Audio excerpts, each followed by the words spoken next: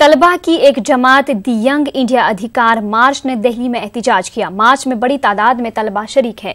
मार्च लाल किले से शुरू होकर पार्लियामेंट स्ट्रीट पर अख्तिताम पजीर हुआ। ये मार्च मोदी हुकूमत की गलत पॉलिसियों, एजुकेशन के मैदान में सहूलियात की कमी और बेरोजगारी के खिलाफ निकाला गया। ये प्रोटेस्ट इसीलिए हो रहा है क्योंकि हम बेरोजगार हैं। ये प्रोटेस्ट इसीलिए हो रहा है क्योंकि आज पिछले बार जो बजट में डायनामिक रेल मंत्री जो डायनामिक वित्त मंत्री बन गए हैं, उनको इतना भी जिक्र नहीं, इतना भी लगा नहीं कि देश के बेरोजगारों के बारे में बोला जाए, रोजगार के बारे में बोला जाए। ये प्रोटेस्ट इसीलिए हो रहा है क्योंकि इस बजट में 3.37 ही खर्च किया शिक्षा पे। जब मोदी सरकार शुरू हुई थी 4.68 था। कितने यूनियन शामिल है इसमें?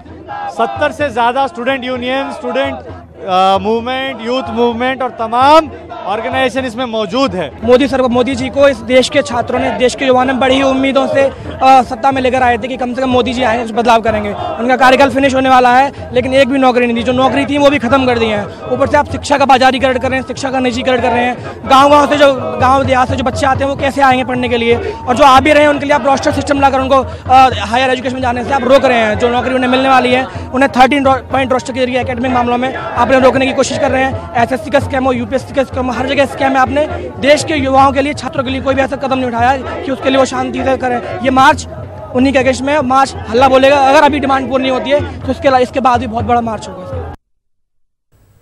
नोएडा के सेक्टर 12 में वाक़िया मेट्रो अस्पताल में भयानक आग लग गई। आग लगने के बाद फायर ब्रिगेड की कई गाड़ियां मौके पर पहुंच गईं। बहुत से लोगों ने जाने बचाने के लिए इमारत से छलांग लगा दी।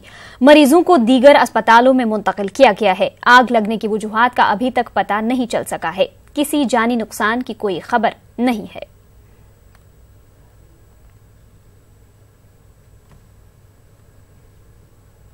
साथ कुछ जिला अधिकारी मौजूद हैं जो बताएंगे कि किस तरह का रेस्क्यू किया गया, कितने लोग घायल हुए थे। कोई भी घायल व्यक्ति नहीं हुआ है। एप्रोप्रिएट टाइम पे फायर सर्विसेज, पुलिस और प्रशासन के लोग पहुंचे। लोगों ने, जितने भी हमारे कर्मचारी और अधिकारी थे, बहुत मेहनत की और कोई सिंगल कैजुअलिटी नहीं हुई है, कोई घायल नहीं हुआ है। सभी मरीजों को अलग अलग अस्पतालों में भेज दिया गया है। जो घटना हुई है उसके कारण की जांच करने के लिए एक मजिस्ट्रेट इंक्वायरी सेटअप करने जा रहे हैं।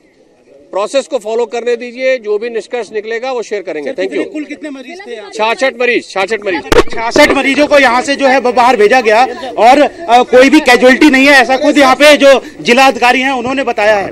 कुणाल जायसवाल, न्यूज़ 18 उत्तर प्रदेश, नोएडा।